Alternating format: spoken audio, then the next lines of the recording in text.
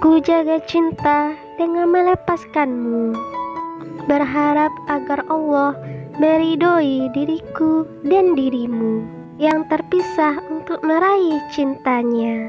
Aku yakin saat aku melepaskanmu karenanya, maka pasti akan diganti dengan jauh lebih baik. Ya, yang jauh lebih baik.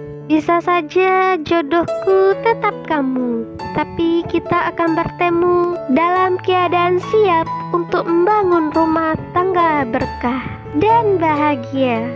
Atau kalaupun bukan kamu, insya Allah akan digantikan dengan sosok terbaik yang akhlaknya mulia dan penuh cinta serta kasih sayang.